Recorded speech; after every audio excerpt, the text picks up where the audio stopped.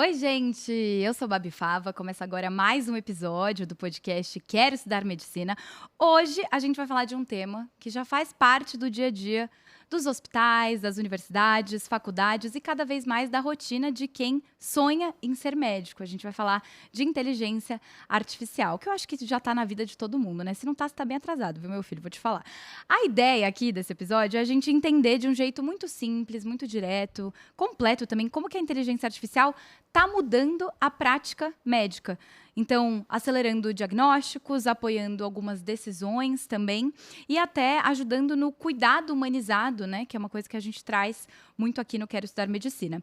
Então, principalmente, também a gente quer mostrar, né, que a tecnologia, ela não tira o protagonismo do médico, né? Na verdade, ela só amplia esse alcance do conhecimento humano e potencializa justamente tudo que vem pela frente para você que sonha também em estudar medicina. Então, a gente vai olhar também para o lado do estudante, como que a IA já aparece na formação, o que muda na hora de aprender medicina e por que essa geração precisa encarar a tecnologia como uma aliada e não como uma ameaça, uma vez que tá aí, né, gente? Ó, antes da gente começar, quero que você que está me fazendo companhia aí do outro lado da tela, já aproveita, assina de graça a newsletter do Quero Estudar Medicina. Toda semana tem conteúdo novinho, exclusivo para você, de graça, facinho, tá? Para te ajudar justamente nessa aprovação. Então, muito do que a gente fala aqui também tá nessa newsletter, muito mais também. Então, assina aí para você não perder nada. Hoje, aqui no estúdio comigo, tenho Fernando Bahia, que é estudante de medicina, coautor do livro A Inteligência Artificial na Medicina, presencialmente aqui comigo, tudo bem? Tudo bem. Muito obrigada pela presença. Eu que agradeço. Muito obrigado pelo convite. E é isso. E é isso, bora falar então de inteligência artificial na medicina. E eu tenho também mais uma convidada, EAD, tá? Porque aqui a gente é chique tecnológico, que é a doutora Ana Carina Figueiredo, médica, professora universitária e também, né, coautora desse livro, né, de inteligência artificial na medicina. Muito obrigada pela participação, doutora. Muito obrigada pelo convite. Acho que vai ser bem interessante conversar sobre isso aí para quem quer fazer medicina. É isso, gente. Eu queria começar falando de muita coisa, na verdade, mas vamos por partes, né? Eu queria falar, claro, desse livro, né, que vocês participaram, quero entender um pouquinho mais sobre isso, mas eu queria que você, Fernando, me explicasse, assim, a sua história com a medicina e quando você está no quinto ano Medicina. de medicina, certo? Quando você também começou a integrar a inteligência artificial. Talvez isso venha junto com o livro, mas tô curiosa também para entender isso. Perfeito. Primeiramente, quero agradecer o convite de estar aqui. É uma honra estar com vocês. Eu iniciei medicina muito cedo, aos 16 anos, lá na fronteira com o Acre e a Bolívia, em Cobija, Caramba, muito novinha. no início de 2019. Passei ali uma fase desafiadora, né? Sim. Pela adaptação do curso, um idioma diferente, um país diferente, uma cultura diferente. E no final de 2022, aconteceu um marco comigo no Acre e me deu a vontade de fazer transferência externa para o Brasil.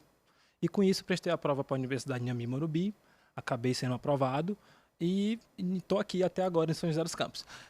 A minha parte com a inteligência artificial é que eu sempre sonhei na medicina e cuidar das pessoas. E ao longo do curso, eu usei a tecnologia para tudo isso, né? Aham. Para ter a relação com esse cuidado. E aí, quando eu comecei a estudar inteligência artificial, foi onde eu me dediquei e vi que isso poderia ampliar minha capacidade, como você já falou. Tipo, naturalmente, conforme a gente acompanhou, né, o mundo todo utilizando inteligência artificial, entendendo isso, você foi também se interessando, integrando isso junto Justamente. dos seus estudos. Entrei em projetos, em ligas acadêmicas e acabei conhecendo a inteligência artificial. Conexões entre os amigos e um ambiente também onde estou inserido, né? Sim, muito legal. E você, doutora, queria que você contasse um pouquinho, né, da sua história profissional, porque você é médica, né, também professora acadêmica. Como que a IA entrou na sua vida, no seu universo, e você começou a usar a IA como uma aliada? Na verdade, a gente já imaginava que num futuro a gente teria essa capacidade técnica melhorada com alguma coisa que fosse tecnológica, né? Eu me formei em 2007 na Unesp, em Botucatu, e naquela época o que a gente tinha de mais tecnológico eram os robôs, né? Então, os robôs como o Da Vinci, né, para fazer cirurgia. Naquela época a gente já estava fazendo à distância procedimentos com pessoas à distância, usando de tecnologia, né? Mas, realmente, quando eu entrei na Universidade Anhembi Morumbi, em 2021, é que realmente eu me dei conta de que a tecnologia e a inteligência artificial, ela seria muito utilizada na nossa prática clínica e no ensino médico, né? Então, na universidade, realmente foi que as coisas aconteceram de forma mais rápida, né? Lá no nosso campus, a gente tem essa questão de tecnologia muito, muito inserida na prática, no ensino médico, né? A gente usa diversas plataformas digitais no nosso dia a dia, e, inclusive, a gente usa a inteligência artificial para que a nossa prática seja melhor, seja uma prática de excelência. Então, a gente usa a inteligência artificial para poder fazer questões de prova, a gente usa a inteligência artificial para correções, a gente usa a inteligência artificial para fazer discussões, e na minha prática médica, clínica mesmo, no meu dia a dia, eu uso muito inteligência artificial em duas vertentes. A primeira é que eu uso para me atualizar. Então, todos os dias eu tenho diversos artigos novos publicados, com várias questões que são específicas para a gente ler, e isso requer atenção e requer tempo. E o que a gente menos tem hoje em dia é tempo, né? Então, eu uso inteligência artificial para que a plataforma, né, ele me dê um resumo daquele artigo em áudio. E aí vou escutando no carro, né? E também eu uso como comparação para ter um resultado melhor. Então, olha, eu tenho esse caso que teve isso, esse caso que teve isso, e tenho esse artigo. Junta os três para mim, e o que, que você acha que é mais bacana? E Perfeito. dentro disso eu vou melhorando e dando uma improvisada de uma forma melhor aí para o meu paciente no meu consultório.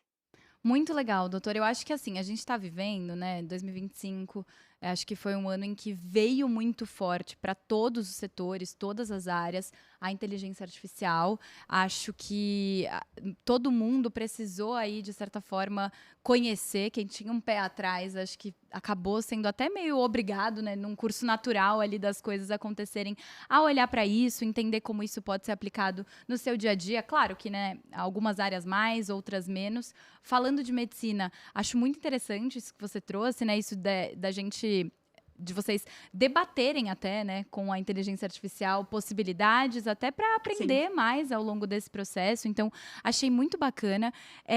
E, Fernando, você disse que sempre esteve meio ali, né? Conforme também a gente foi descobrindo, e você foi descobrindo sozinho na sua vida pessoal como aplicar. Mas como que veio essa oportunidade de participar, né, mais ativamente, de ser coautor desse livro? E como foi também ir descobrindo isso dentro da área médica para você? Perfeito. Como a doutora falou, a gente já usa a inteligência artificial no dia a dia. A ideia do livro começou no início de 2024. Eu e uma amiga chamada Daiane, a gente se reuniu e tínhamos o objetivo de produzir um livro. Só que estávamos sem ideia, né? Ali também para deixar um legado na faculdade e na formação acadêmica. Ao longo dos meses, a gente juntou outros colegas acadêmicos, realizamos uma reunião entre 5 amigos acadêmicos e ali, em sugestões de temas, eles trouxeram o tema de inteligência artificial e que foi interesse de todos, né? A partir desse consenso, a gente determinou essa obra, que seja a inteligência artificial na medicina. E isso marcou muito a nossa trajetória. Mas aí era para as mais diversas áreas? Sim, Era para o todas as áreas. estudo? IA na cardiologia, IA na uro, IA na pediatria, como que é a ética da IA, sobre o conceito sobre inteligência artificial. E são 30 capítulos com cada um 5 coautores. E aí tem essa coisa da investigação? Ou vocês foram descobrindo também, conforme vocês foram escrevendo A isso, como isso investigação era construído? a gente busca dentro das grandes bases de dados, principalmente PubMed, Embase e Cochrane, onde nós trazemos revisões sistemáticas, ensaio clínico randomizados, tudo com N bem variável, e é isso, a gente faz uma triagem e é onde descreve em cada área sobre o tema. Não, muito legal. E, doutora, para você também deve ter sido muito especial também, né? Concretizar, de certa forma, juntar ali tudo aquilo que você já aplica, né? Tanto como professora, também como médica, e ver os estudantes engajados também, entender um pouquinho mais disso, né? Com profundidade. Sim, sim. Eu achei muito interessante, porque isso de todos os professores que participaram do projeto do livro, acabou que foi uma fonte de estudo também para nós, né, porque a gente orientava a escrita, mas também aprendia junto. E a gente usava inteligência artificial para isso também, o que foi muito legal. Então, a gente conseguiu, juntar uma turma muito bacana de alunos. Achei que foi um projeto que realmente mudou, foi um divisor de águas mesmo na nossa forma de ver a inteligência artificial, que antes a gente via apenas como, um passatempo, né, e a gente passou, na verdade, a ver que em todas as áreas ela cada vez está atuando mais, e sempre no sentido somatório, e não de excluir o médico, né, ela vem para somar. Perfeito. Queria, aprofundar um pouquinho isso, né, desse uso que vocês fazem, até, enfim, porque muita gente que está assistindo a gente são estudantes, né, que têm o sonho, né, de estudar medicina e que também estão aprendendo a usar a inteligência artificial para otimizar os estudos, justamente como a doutora falou, né, ser um aliado, né, nessa trajetória. E eu queria, gente, chamar agora alguns dados aqui da sala digital, porque a gente foi dar uma olhada no interesse de busca, né, que a gente tem ali nos dados do Google Trends por inteligência artificial para. Então, o pessoal vai ali na ferramenta de busca do Google, a gente fez o recorte de 2025 para a gente ter uma ideia, e a gente viu que interesse sobre inteligência artificial para médicos ou relacionados à medicina, né? Então, esse tipo de pesquisa quase triplicou ao longo desse ano. Claro, né? Quando a gente dá uma olhada nesse interesse de busca, faz sentido, uma vez que a gente está vivendo também o maior patamar histórico da pesquisa por inteligência artificial, mas é muito interessante a gente acompanhar também esse interesse que cresce também entre os profissionais da área médica que estão justamente querendo fazer o que a gente está falando aqui, que é otimizar, né, esse trabalho e entender como ela pode se aplicar. Então, a gente tem esse levantamento e tem também mais uma tela em que a gente tem as pesquisas relacionadas a IA para. Então, o pessoal vai lá, pesquisa IA para advogado, IA para professor, desenvolvedores, médicos e programadores. E eu achei muito interessante esse levantamento, porque isso aqui tem o recorte de profissões, né? Então, pessoas que pesquisam relacionadas a profissões, mas a gente vê que o médico está nesse ranking, né, de 2025, então 5 profissões que mais pesquisam como utilizar a inteligência artificial, e a medicina está em ascensão, como a gente viu no gráfico, mas o pessoal também pesquisando bastante sobre isso.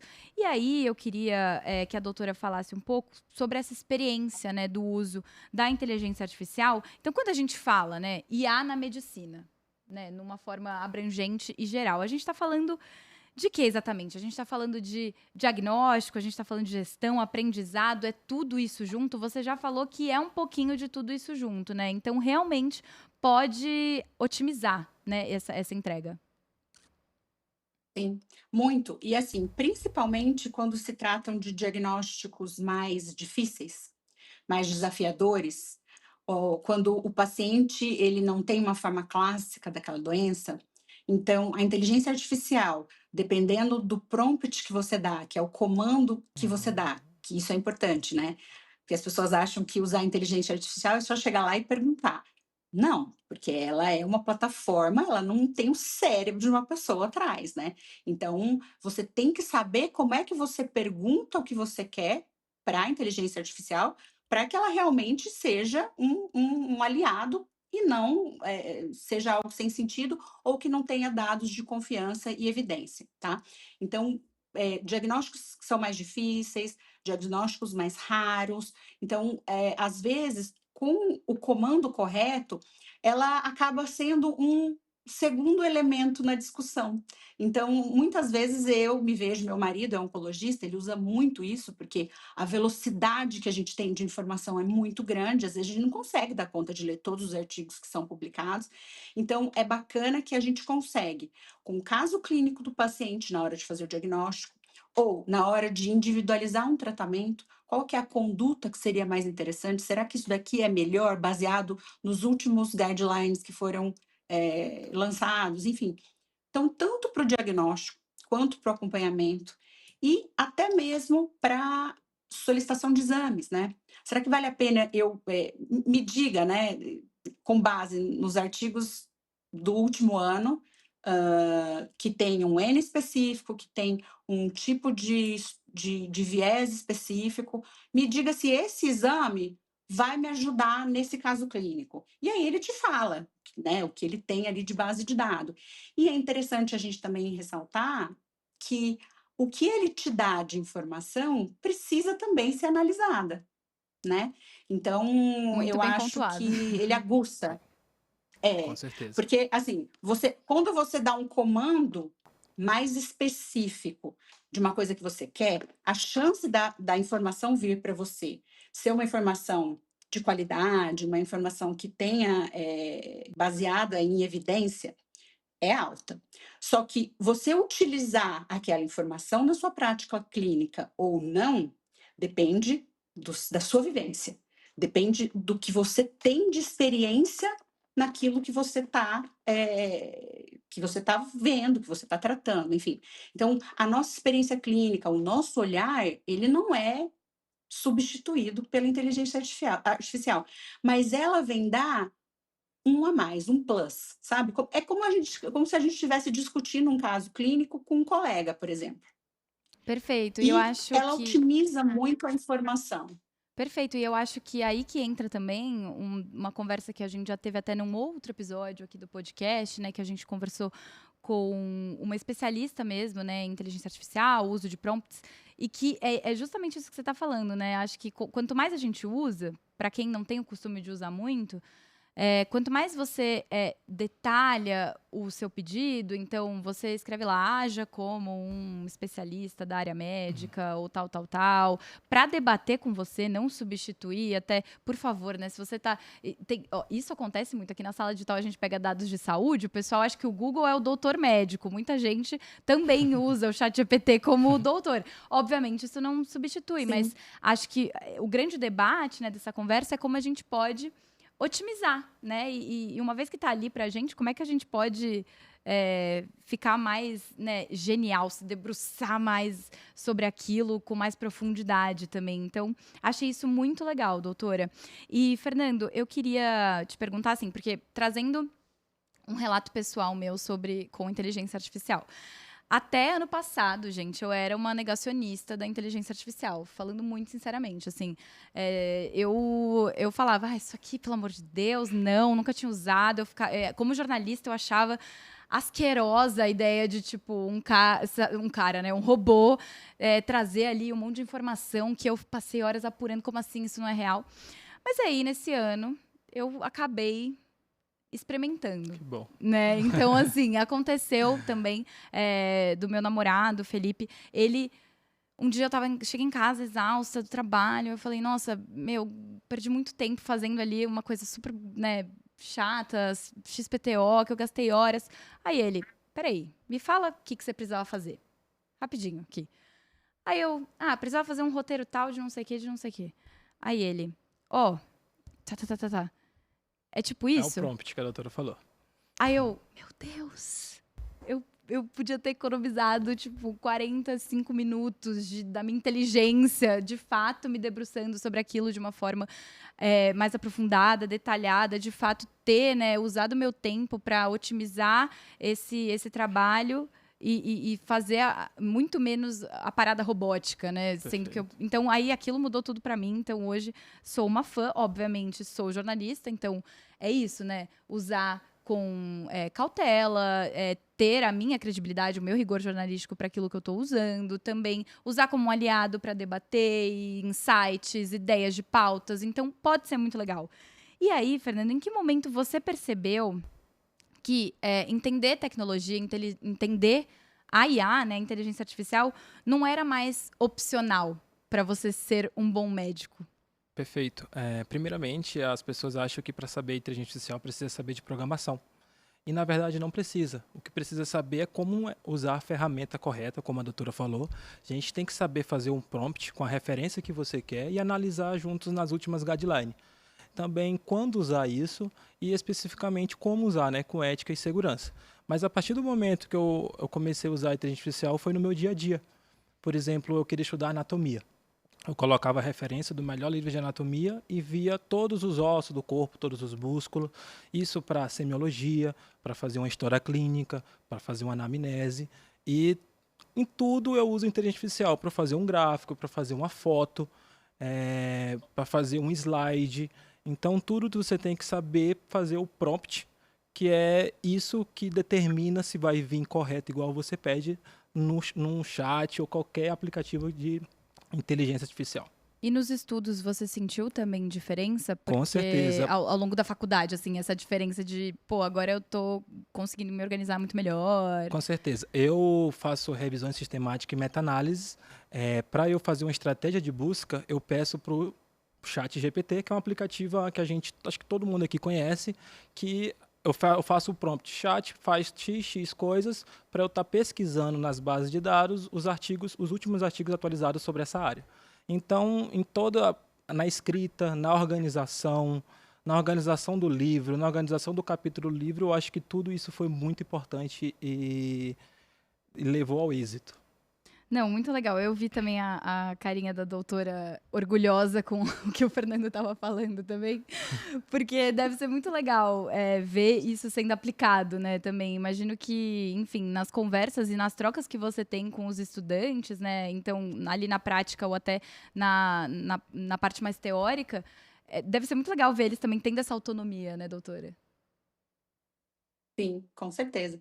E assim, lá a gente estimula muito que eles pensem, né? Então, a gente usa muito da metodologia ativa, então, que eles busquem referências baseadas em medicina baseada em evidência. Poxa, isso daí foi legal, mas como que eu sei se esse artigo é legal? Ah, ele tem que ter um N legal, ele tem que ter um estudo que foi, sei lá, duplo cego, randomizado. Então, eu acho que além da ferramenta ser um poupador de tempo, principalmente quando a gente fala em assuntos e em tarefas que são mais mecânicas mesmo, né? Como você mesmo ressaltou. Além disso, eu acho que ele ajuda a gente a criar uma consciência crítica no aluno, né? Por quê? Porque não é qualquer artigo que foi publicado que eu vou achar que é verdade absoluta, né? A gente ensina isso. E na inteligência artificial, para você ter um bom uso, para você realmente usá-la de uma forma que só venha a acrescentar, você precisa muito ter essa leitura crítica. Não é tudo que vem que tá legal, né? Hoje eu fiz uma experiência que foi muito engraçada. A gente fez uma prova prática, e essa prova foi dentro de um aplicativo, uma plataforma digital da faculdade, né? Era um atendimento de uma paciente, tudo feito pela inteligência artificial, e o aluno tinha que escrever ali o que eu gostaria que ele respondesse sobre aquele paciente. E aí, para agilizar, para acelerar, o que eu fiz? Eu deixei a resposta que eu gostaria como modelo e pedi para a inteligência artificial corrigir. Então, assim, foi péssimo, porque aqueles alunos que tinham feito uma resposta correta, mas que não estava exatamente do Sim. jeito que eu escrevi, Elegante. a inteligência artificial colocou que estava errado. E, às vezes, um aluno que tinha escrito assim, uma bobagem, uma bobajada, não sei por que ela achava que estava correto. Então, de novo, a gente tem que usar, mas a gente tem que usar com critério, a gente tem que ter essa leitura crítica em tudo que a gente faz. Mas eu quis colocar só para falar, gente, mas eu dei tanta risada. Falei, Não, ainda bem que ainda existe a maravilhoso. gente, porque senão. Não, imagina, várias vezes eu tô aqui, os meus colegas de trabalho aqui ficam me zoando que eu tô brigando várias vezes com o meu chat GPT, porque ele não. Eu pedi um negócio, ele me dá outro, aí eu falo, meu filho, que é isso, cara? Mas é isso, Eu super converso com ele. é uma Super inteligência converso. artificial, né? No caso, não é um ser humano. Então, de fato, precisa do Não, nosso apoio, do nosso suporte, do nosso rigor. Eu gosto muito do Notebook LM, não sei se vocês já usaram. Mas é uma Sim, das opções que tem ali, né? É gratuito, do uso de inteligência artificial, é do Google. Eu acho muito legal, porque isso que vocês falaram de, eu coloco ali um artigo, eu coloco justamente o referencial que eu quero mesmo, ele consulta só as fontes que você escolhe. Perfeito. Então, eu acho isso muito bom, porque daí ele não sim. alucina, né? A gente chama de alucinar quando a inteligência artificial Alucinação, faz isso aí que fica meio biló das ideias, faz isso aí que você falou. meio louco. E é legal, porque isso está ficando tão, assim, todo mundo tem que usar, sabe? Que nos congressos que a gente vai, não tem um congresso que não tenha alguma palestra, alguma mesa redonda sobre inteligência artificial. Então, aí, geralmente, algum médico ou alguém que estudou mais a fundo, ele mostra, né, quais são as plataformas de inteligência artificial mais recentes e mais bacanas para casos médicos, e ele vai falando: olha, essa é legal porque você consegue ver a anatomia daquele exame do paciente. Ah, essa daqui é bacana, porque você coloca a imagem do exame do paciente e ele te dá o 3D. Então, isso tá sendo também, além de ajudar a gente a se atualizar, na maioria dos congressos é assim, hot topic. Enche Sim. sala, todo mundo quer saber e conversar sobre. Não, não tem como, né, gente? Eu acho que agora não falar disso é a gente negar esse espaço que está sendo ocupado, assim. E, enfim, com todos esses cuidados, acho que cada vez mais, assim, né? Imagino que no ano que vem esse vídeo aqui já vai estar velho, porque a gente vai ter aí um monte de coisa Novos Velho. aplicativos. nova para experimentar, para entender. Então, acho muito interessante a gente falar disso, entender também como a gente pode usar mais. E, Fernando, queria que você me contasse um pouquinho, porque você está no 5º ano de medicina. Sim, Então, você já tem a experiência prática também da medicina? com certeza, E né? aí, nesse momento também, você também tem o uso da IA Sim. e também é seu aliado. Sim. Como dentro e fora também. Como você falou do notebook LM, a gente tem no Google, o Google Fit, que ali Sim. vê a atividade física, né? O sono, os batimentos cardíacos. Então, você também vai ali acompanhando Justo. da rotina. E tem uma coisa muito prática, é o Apple Watch, né? Ali eles podem estar vendo uma arritmia, que é conhecida na medicina como fibrilação atrial, que é o mais comum. Pode estar lendo um eletrocardiograma. Mas o mais comum que todos usam é o ChatGPT, que é solicitando dúvidas do dia a dia. Na medicina, o que eu mais gosto de usar é para, por exemplo, eu coleto uma história de um paciente. Eu peço para organizar de acordo com a referência, peço para dar diagnósticos diferenciais, anamnese completa, e daquilo é que nem a doutora falou, pega a guideline, compara e faz o seu próprio raciocínio clínico. Porque Não, muito legal, a decisão né? sempre é da gente, acadêmico ou do médico, né? Claro. Porque o que eu falo sempre é que a tecnologia, ela nunca vai superar a empatia e o acolhimento ao paciente. Então, tu tem que sempre ver os dois lados para estar tomando decisão. E você, assim, dos seus colegas, né, também do seu ano ou até, enfim, de outros anos, você sente isso também de uma forma... Vocês trocam sobre isso? Tem essa coisa de todo mundo tá meio aprendendo e também ir ali Todo mundo tá distribuindo, usando, tá todo mundo tá usando, você vai se usufruindo. entendendo. Ontem mesmo eu aprendi uma nova, um site para fazer slide, porque eu costumo muito fazer slide. Né? O aplicativo chama Gamma AI. Eu coloco lá o texto que eu quero e ele já sai todos os slides de acordo com o que eu pedi, com o prompt Que que eu bênção realizei. maravilhosa. É muito bom, né, gente? Mas é O muito mais legal legal que a gente desse vai aprendendo. aplicativo aí são as fotos, são as figuras. Perfeito, Eu acho que o muito mais lindo. interessante quando a gente vai dar aula, é difícil você achar uma imagem que retrata exatamente o que você quer. Então, a gente tem muito. As fotos que a gente pode usar, geralmente elas não são as melhores no sentido médico da coisa, né? E as fotos de livro, às vezes a qualidade não é tão boa. Então, eu uso muito o Gama para fazer aula, porque ele faz a imagem que eu quero. Então, eu quero a imagem de uma criança de 2 anos, desidratada, com a fontanela deprimida e os olhos encovados. Meu Ele Deus do faz. céu, beleza. Aí sai E aí eu certinho. ponho lá para o aluno. Aí sai melhor do que Sim, você é muito imaginou. bacana. Outra coisa na prática também, Sim, sai lindo. outra coisa na prática também que eu acabei vendo essa semana no internato é o ultrassom beira-leito, né? A gente chama de POCS. Gente, eu preciso das traduções. A pessoa é leiga de um jeito que vocês não têm noção. Aí eu fui fazer o exame do coração, né? Tá. Ali dentro, aí tu pode ver no celular a imagem passando o ultrassom. Na hora de ver a imagem no iPhone, já mostra qual é o músculo que tá, qual é a válvula, onde o Olha! sangue está passando, onde está o fluxo, isso tudo com inteligência artificial. Nossa, Então muito isso legal. ajuda muito, né? Isso há 8 anos atrás, 10 anos atrás não existia, né? Só existia a imagem em preto e branco, por exemplo. E eu imagino que ajude até na absorção, Com né, certeza, daquilo, do conteúdo, de realmente aprender, né? Acaba sendo muito legal para isso também. com certeza. E doutora, Principalmente quando o aluno tem dificuldade de, por exemplo, eu aprendo muito melhor quando eu ouço do que quando eu leio. Então, como eu te falei, transforma aquele artigo num podcast e você vai ouvindo. Então, eu acho que ajuda também naqueles alunos que nem é neurodivergência, mas tem gente que é mais visual, tem gente que é mais audição, né? Então, eu sou muito mais visual. Poxa, transforma isso daqui num mapa mental, né? Então, eu acho que ela vem para também democratizar a forma que você estuda, né? Como aquilo vai ser melhor captado por você. achei perfeita essa colocação. Acho que é isso, né? A gente fala muito disso aqui.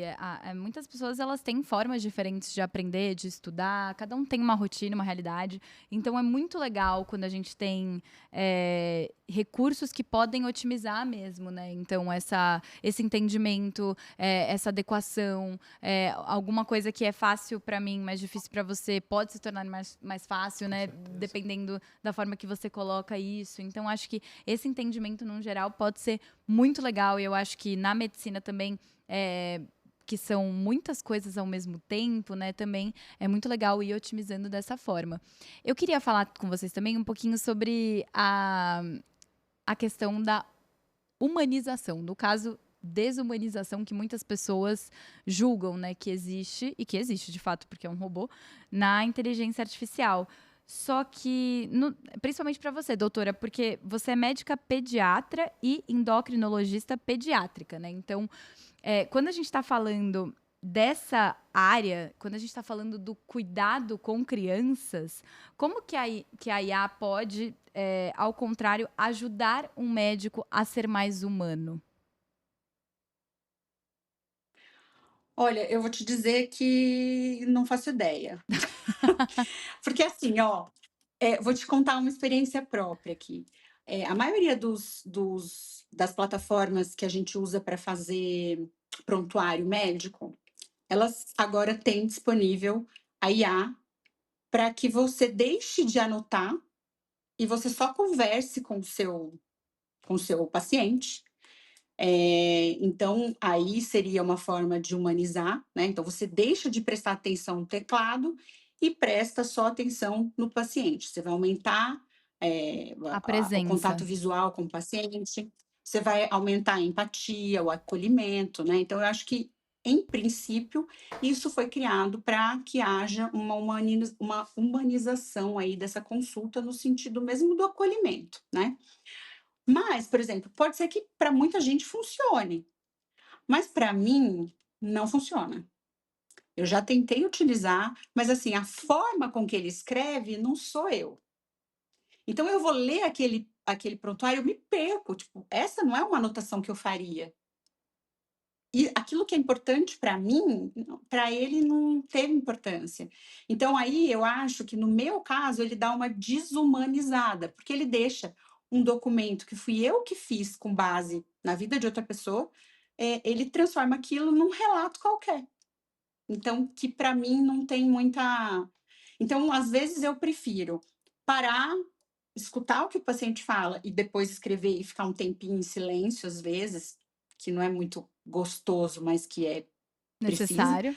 Ou até dizer, olha, pode falar, desculpa. Não, não, eu só complementei que é necessário também, né? São Necessário, tarefas você tem que, necessárias. né? Porque eu realmente não consegui me adaptar. Achei que, por mais que tenha sido uma boa ideia, no sentido de economizar tempo, né? Porque você não tem que ficar escrevendo, aumentar o contato visual, aumentar o acolhimento com o paciente, no meu modo de pensar, eu achei que quebrou um pouco daquela coisa, sabe? Meu prontuário, isso é meu, eu reconheço, eu sei onde procurar. Então, eu anoto o nome a mãe vem com 2 crianças, uma está sendo examinada, a outra não. Eu sempre anoto o nome da irmã, eu escrevo se é irmã, se é prima, se é amiga, eu sempre escrevo sobre a relação dessas 2. Então isso para mim é importante. E para a inteligência artificial talvez não, pelo menos essa é disponível nos nossos prontuários médicos. Talvez se a gente conseguisse aí dar uma melhorada, talvez ela ficasse maior, mas é uma tentativa de humanização no sentido de deixar o médico mais atento ao paciente e menos atento ao que ele escreve. Não, faz sentido. Eu perguntei isso muito, nesse lugar, assim, de que eu acho que Eh, esse cuidado parece bobo, né, pra gente que tem essa consciência, né, desse uso que precisa ter esse rigor e esse cuidado mesmo. Eu vou usar a palavra cuidado porque eu acho que ela é melhor para se aplicar a isso, assim.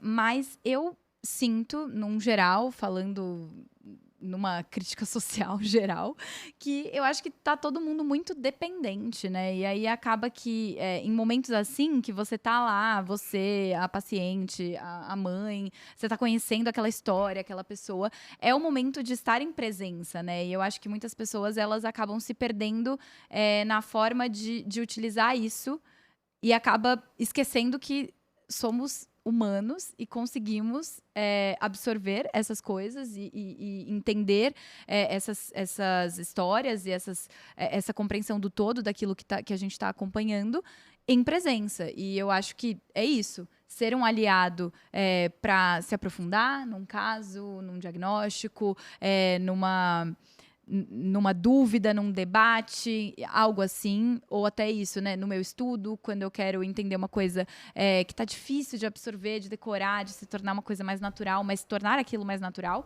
mas lembrar no fim do dia que o seu trabalho vai ser melhor se você de fato estiver ali em presença, né?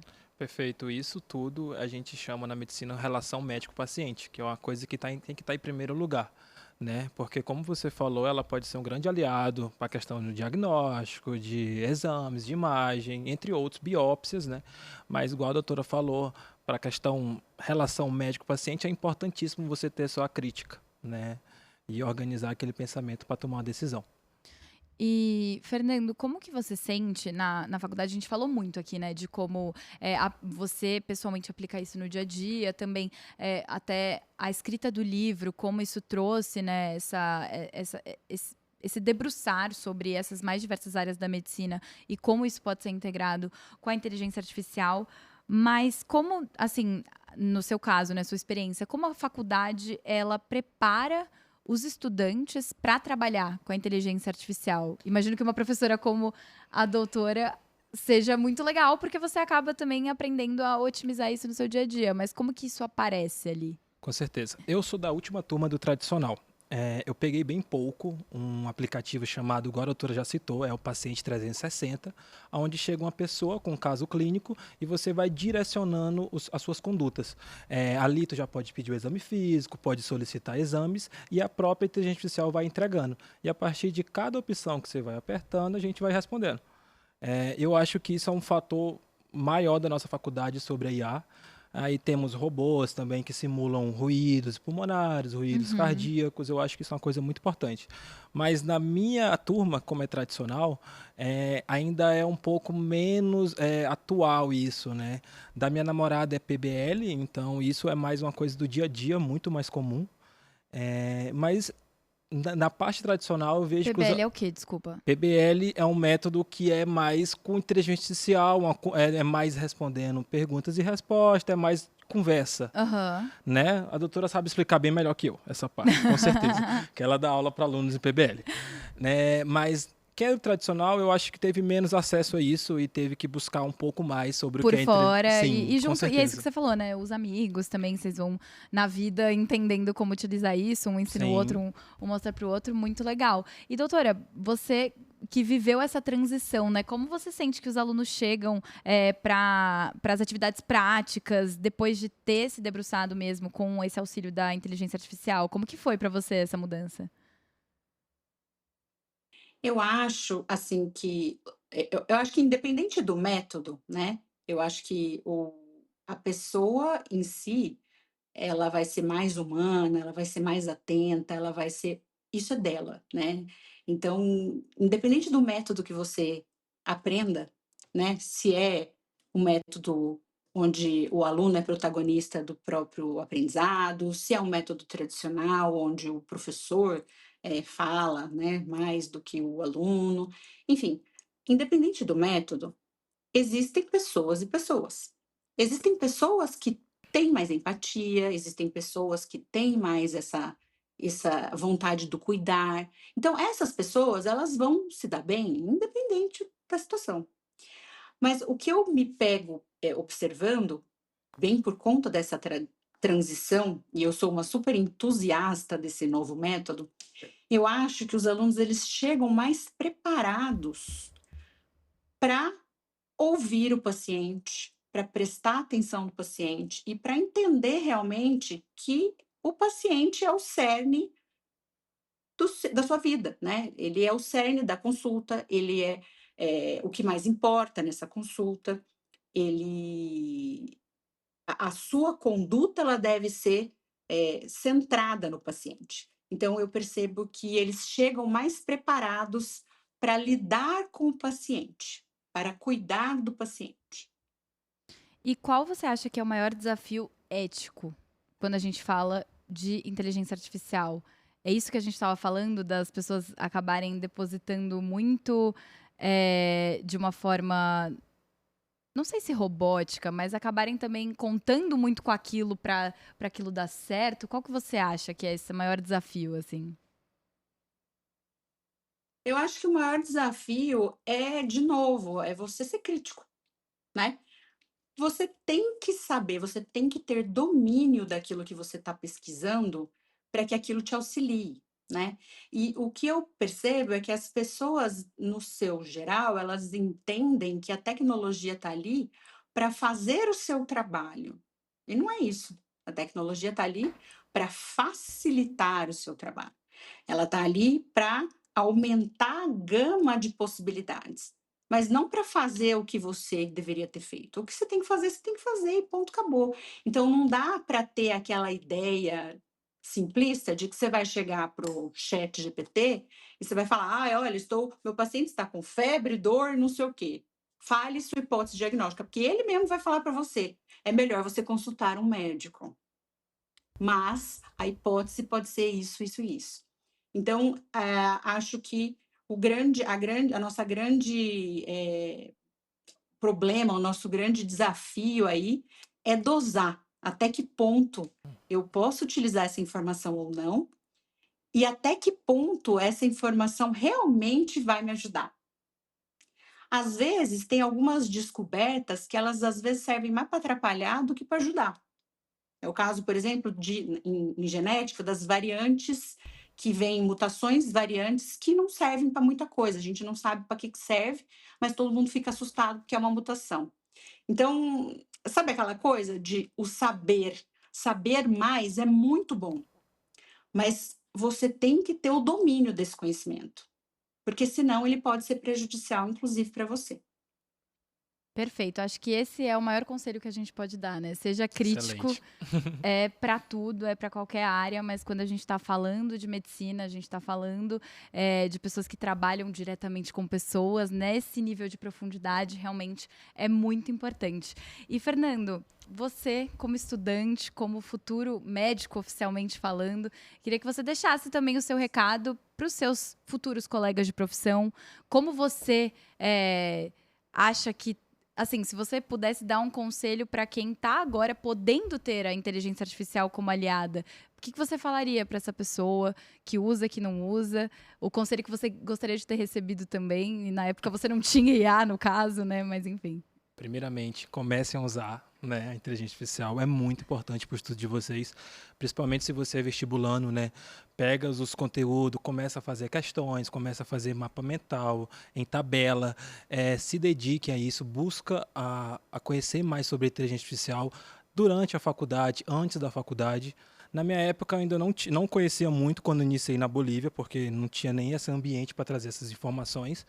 mas saibam que isso pode ajudar muito vocês. Se vocês um dia sonham em fazer medicina, continue estudando, use isso da melhor forma para ter essa aprovação, que com persistência e perseverança a pessoa consegue com certeza. É isso, o recado final sempre é otimista de que vai dar certo, gente. Vai Claro, dar tudo tem que certo. ter fé.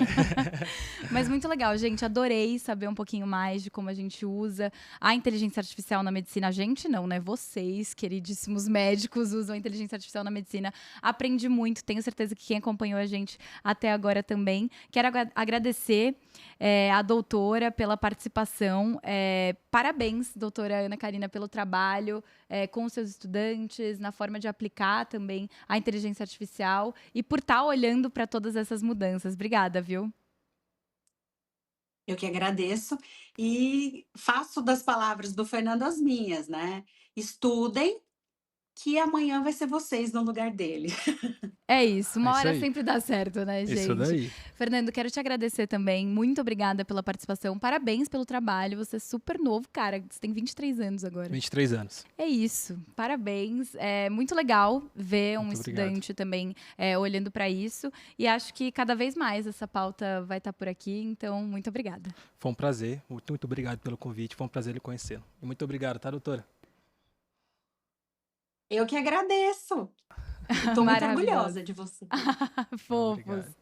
Obrigada, gente. Obrigada a você também que acompanhou a gente até aqui. Espero que tenha matado um pouquinho da sua curiosidade. Se você se interessou, né, por esse assunto e você quer saber um pouquinho mais, vou te fazer de novo o convite para você assinar a newsletter do Quero Estudar Medicina, porque esse assunto e também muitos outros que a gente traz aqui no podcast, de bastidores e também instrumentos que podem realmente te ajudar a alcançar essa aprovação, tá tudo lá de graça, viu? E eu fico por aqui até o próximo episódio. Um beijo.